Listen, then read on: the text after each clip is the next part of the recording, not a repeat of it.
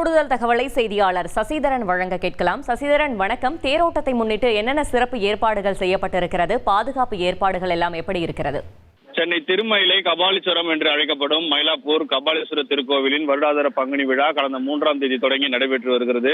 இந்த கோவிலின் இந்த பெருவிழாவின் முக்கிய நிகழ்வான திருத்தேரோட்டம் இன்று காலை தொடங்கி நடைபெற்று வருகிறது. 4 மாட வீதிகளில் கபாலீஸ்வரர் திருத்தேரில் எழுந்தருளி பக்தர்களுக்கு காட்சியளித்து வருகிறார். பக்தர்கள் ஏராளமானோர் இன்று வருகை தருவார்கள் என்பதால் மயிலாப்பூர் சுற்றிலும் போக்குவரத்தானது மாற்றம் செய்யப்பட்டிருக்கிறது. பல்வேறு இடங்களில் பொதுமக்கள் இலைவார நிழற்குடைகளும் அமைக்கப்பட்டிருக்கிறது. தண்ணீர் குடைகள் அமைக்கப்பட்டு இருக்கிறது. சிவாச்சாரியர்கள் பல்வேறு நபர்களும் பொதுமக்களுக்கு உதவி புரிந்து வரக்கூடிய காட்சிகளை நம்மால் காண முடிகிறது. அனைவரும் அர்ச்சனை செய்வதற்கும் தங்கள் பூஜைகளை செய்வதற்கும் நிழற்குடைய இடங்களில் பொதுமக்கள் அனுமதிக்கப்படுகிறார்கள்.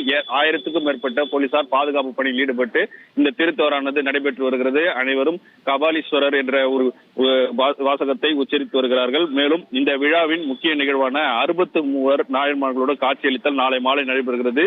சனிக்கிழமை காலை திருக்கல்யாண உற்சவமும் நடைபெறுகிறது. விசேஷம் நிறைந்த பங்குனி பெருவிழாவை காண வெளி மாவட்டங்களிலிருந்து லட்சக்கணக்கான பக்தர்கள் வருகை தருவார்கள் என்பதால் கோவில் நிர்வாகம் சார்பில் பல்வேறு இடங்களில் ஏற்பாடுகள் செய்யப்பட்டிருக்கின்றன. திருவிழா தொடங்கி நிறைவு நாள் வரைக்கும் ஏற்றாற்போல் சென்னை பெருநகர போக்குவரத்து காவல்துறை சார்பில் பல்வேறு இடங்களில் போக்குவரத்து மாற்றமானது செய்யப்பட்டிருக்கிறது. Satyabama Institute of Science and Technology, Chennai and Sri Perumbudur.